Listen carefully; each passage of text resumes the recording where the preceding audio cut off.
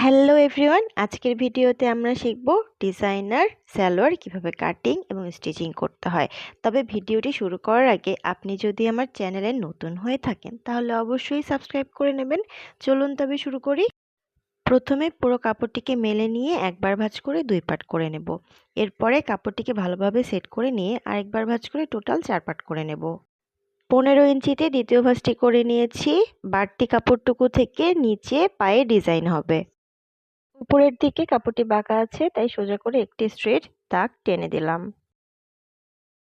রাবারের জন্য উপর থেকে 3 ইঞ্চিতে একটি মার্কিং করে দাগ টেনে দিচ্ছি।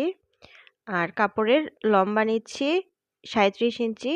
টোটাল লেন্থ হবে 41 ইঞ্চি। এক্সট্রা কাপড় সামনে থেকে নিয়ে নেব। সোজা করে দাগটি টেনে দিলাম। এবার হাইয়ের জন্য এখান থেকে 15 ইঞ্চিতে আরেকটি দাগ টেনে স্কেল দিয়ে দাগটি টেনে দিচ্ছি। নিচের পায়ের মুহুরি নিচ্ছি 7 ইঞ্চি আর এক্সট্রা 1.5 ইঞ্চি নিচ্ছি সেলাই করার জন্য। এবার স্কেলটিকে এভাবে বসিয়ে একটি দাগ টেনে দিচ্ছি আর দাগ বরাবর কাপড় কেটে নিচ্ছি। আমি কাপড় কেটে নিলাম। এবার কলির জন্য কাপড় কাটবো। 2 ভাঁজ করে একটি কাপড় নিয়েছি, এটিকে আরেকবার ভাঁজ করে 4 পার্ট করে নিলাম। 2.5 ইঞ্চিতে দাগ দিয়ে দিচ্ছি আর লম্বা হবে 8 ইঞ্চি পরিমাণ। কোনা করে দাগটি মিলিয়ে দিচ্ছি। সামনের দিকে একটু রাউন্ড হবে। আমি দাগ বরাবর কাপড়টি কেটে নিলাম। দেখুন আমাদের কলির কাপড় রেডি হয়ে গেল। এবার পায়ে ডিজাইনের জন্য 2টি কাপড় নিয়ে নিয়েছি আর একটি ভাঁজ দিয়ে দিয়েছি। কাপড়টির আমার দিকে বন্ধ সাইড। উপর থেকে 8 ইঞ্চিতে একটি দাগ দিয়ে দিচ্ছি আর স্কেল দিয়ে দাগটি সোজা করে টেনে দিচ্ছি। এবার 3 ইঞ্চিতে আরেকটি দাগ দিয়ে দিচ্ছি আর দাগটি সোজা করে টেনে দিয়ে দাগ বরাবর কাপড় কেটে নিচ্ছি। দেখুন আমি কাপড় কেটে নিয়েছি আর নিচের পোর্শনটুকু এভাবে ভাঁজ হয়ে সেলাই হবে। প্রথমে 3 ইঞ্চির কাপড়টি নিয়ে নিচ্ছি আর 1 ইঞ্চির আরেকটি কাপড় নিয়ে নিচ্ছি। এটিকে এভাবে ভাঁজ করে ফিতার মতো করে সেলাই করে নিচ্ছি।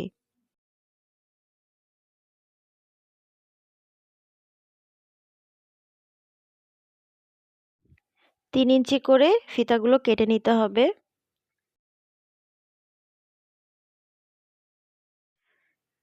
আমি অনেকগুলো ফিতা কেটে নিয়েছি।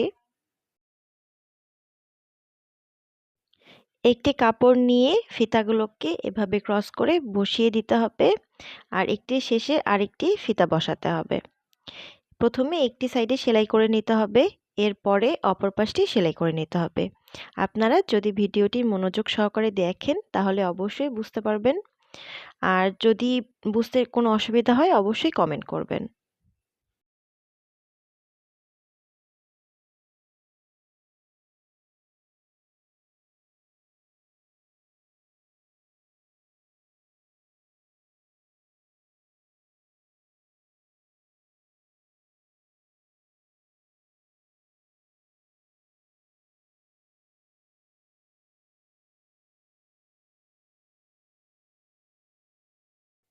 একটি সাইড সেলাই হয়ে গেছে, একইভাবে আমি অপর পাশটিও সেলাই করে নিচ্ছি।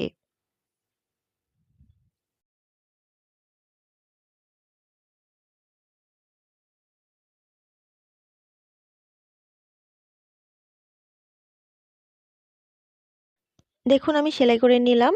এবার আরেকটি যে কাপড় কাটলাম সেটিকে একটি ভাঁজ দিয়ে এভাবে রেখে উপর পাশটিও আরেকটি ভাঁজ দিয়ে এভাবে সেলাই করে নেব।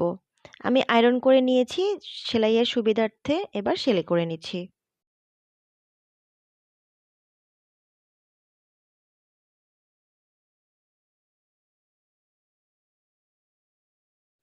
সেলাইটি একদম চাপিয়ে করতে হবে। দেখুন আমার সেলাই করা কমপ্লিট হয়ে গেল। এবার এটিকে পায়জামার নিচের কাপড়ের সাথে জয়েন দিব। এজন্য পায়জামার কাপড়টিকে একটি ভাঁজ দিয়ে নিয়েছি আর এটার সাথে জয়েন দিয়ে দিচ্ছি।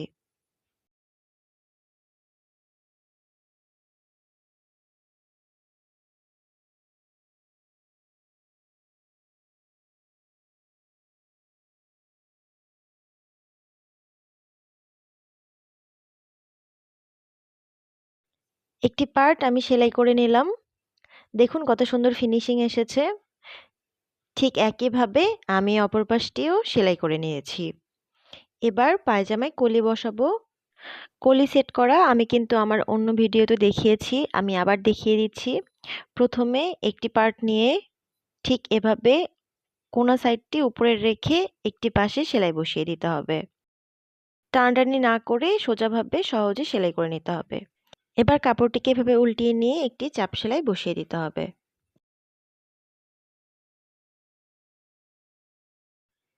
সেলাইটি করে নিয়ে ঠিক একই কাপড়ের অপর পাশে আরেকটি পট্টি বসিয়ে দিতে হবে। একইভাবে আমি সেলাই করে নিলাম। এবার পায়জামার অপর কাপড়টি নিয়ে এটির উপরে এভাবে বসিয়ে দিতে হবে আর এভাবে সেলাই বসিয়ে দিতে হবে। কোনো কাপড়টি কিন্তু টানা যাবে না, তাহলে কিন্তু সেলাই কম বেশি হয়ে যাবে। আমি আশা করছি আপনারা ভিডিওটি দেখে খুব সহজে এভাবে সেলাই করে নিতে পারবেন।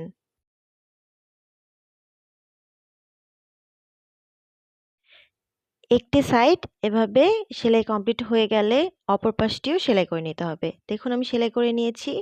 এবার মাঝখানে ধরে কাপড়টিকে এভাবে খুলে নিতে হবে আর দুই পাশে যে সেলাইটা দিলাম এর উপর দিয়ে একটি করে চাপ সেলাই বসিয়ে দিতে হবে। আমি একটি করে চাপ সেলাই বসিয়ে দিচ্ছি।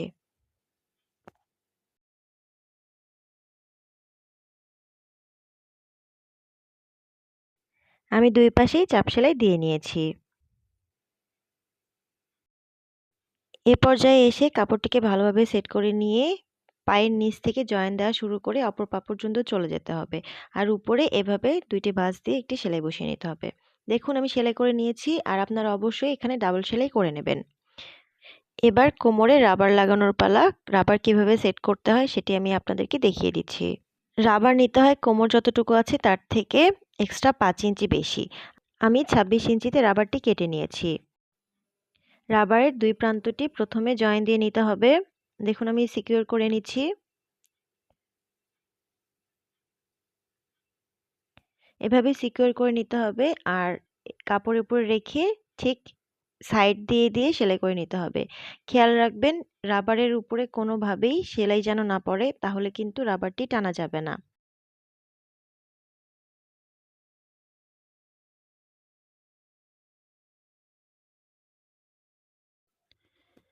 আস্তে আস্তে এভাবে রাবারটিকে ভিতরের দিকে টেনে টেনে সেলাইটা করে নিতে হবে।